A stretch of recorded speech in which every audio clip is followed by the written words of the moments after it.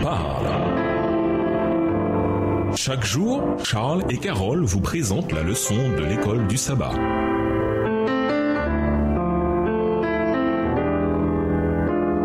Bienvenue dans votre émission. Dieu nous parle. Nous voilà à la leçon de mardi. Babylone, centre du culte du soleil. Le culte du soleil était important en Égypte, en Assyrie, en Perse et bien sûr à Babylone. Dans son livre The Worship of Nature, le culte de la nature, James J. Fraser fait cette observation. Dans la Babylone antique, on adorait le soleil depuis des temps immémoriaux, au volume 1 à la page 529. Cela peut paraître surprenant, mais le culte du soleil babylonien influença parfois le culte du peuple de Dieu dans l'Ancien Testament.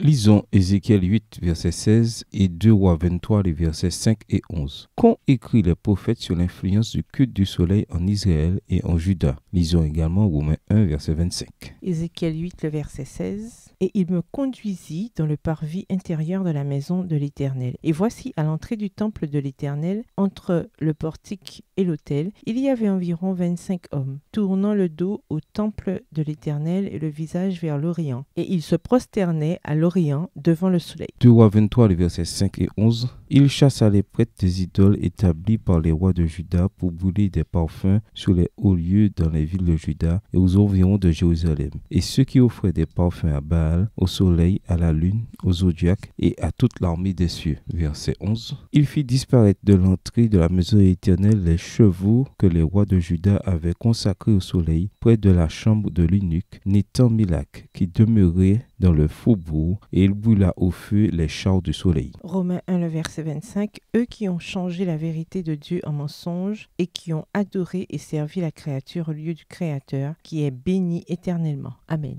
Le prophète Ézéchiel, contemporain de Daniel, décrit une partie du peuple de Dieu tournant le dos au temple de Dieu et adorant le soleil, leur visage tourné vers l'est. Au lieu d'adorer le Créateur du soleil, ils adoraient le soleil. Dans Apocalypse 17, Jean décrit une époque où les principes de Babylone, dont le culte du soleil, entreraient dans l'Église chrétienne pendant une période de compromis. La conversion de façade de Constantin au début du IVe siècle suscita beaucoup de joie dans l'Empire romain. Constantin avait un fort penchant pour le culte du soleil. Edward Gibbon, l'historien de renom, écrit « Le soleil était célébré partout comme le guide et protecteur invincible de Constantin ». Extrait tiré du livre « The History of the Decline and Fall of the Roman Empire », l'histoire du déclin de la chute de l'Empire romain, au chapitre 20. En l'an 321 de notre ère, Constantin fit également passer la première loi du dimanche. Cet édit déclarait « Le jour vénérable du soleil que les magistrats et le peuple résidant dans les villes se reposent et que tous les ateliers ferment », tiré de l'édit de Milan en l'an 321 de notre ère. Ce n'était pas à proprement parler une loi imposant l'observation du dimanche à tous les sujets de Constantin, mais ce décret renforça néanmoins l'observation du dimanche dans l'esprit de la population romaine. C'est dans les décennies qui suivirent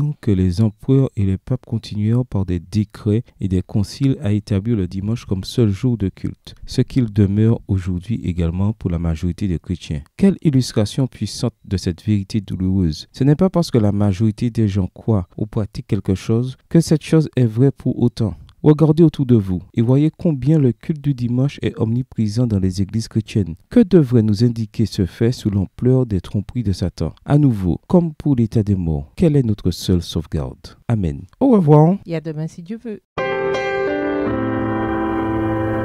Dieu nous parle. Chaque jour, Charles et Carole vous présentent la leçon de l'école du sabbat.